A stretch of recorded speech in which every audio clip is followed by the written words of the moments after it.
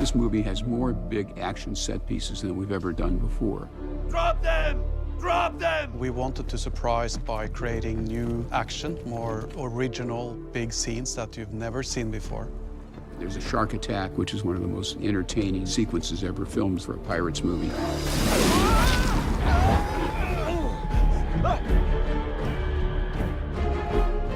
The ghost sharks actually came from Jeff Nathanson. It was in the script that they got attacked by ghost sharks. That was one of the great fun sequences to design.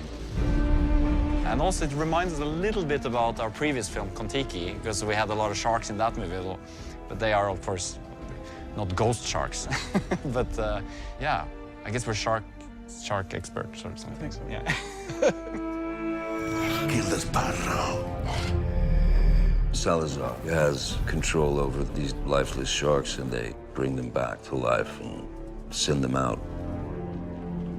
The idea was that these ghost sharks were almost like missiles that were launched from the ship. So they were pushed off the side of the boat like torpedoes, and that they fire directly towards our heroes. And they send them on a rampage towards my direction, which is unpleasant.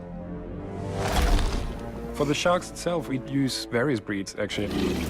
We settled on one hammerhead and two great whites. So essentially there's a group of 3 that are released into the water.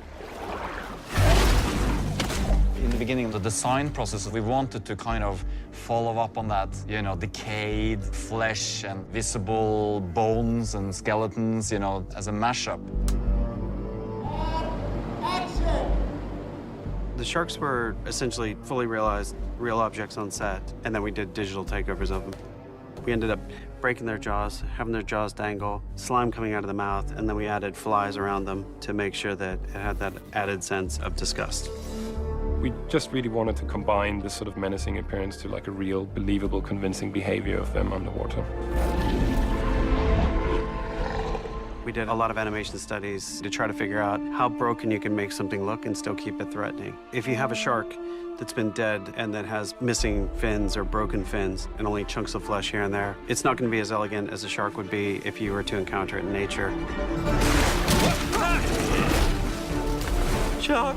The chase with the ghost sharks, where they're pursuing the rowboat. We shot part of that in a location where we were adding the island to the background. Then we had a small water tank location with a rowboat on a gimbal for direct interaction with people in water.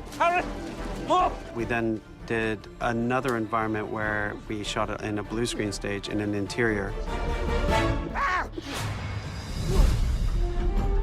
So within that sequence, you might be cutting from a location to a tank shot to a blue screen set, all in a matter of a few seconds. And our job was to try to make sure that we were creating the CG water and the CG ocean extensions around it to match the live action location well enough that it blends.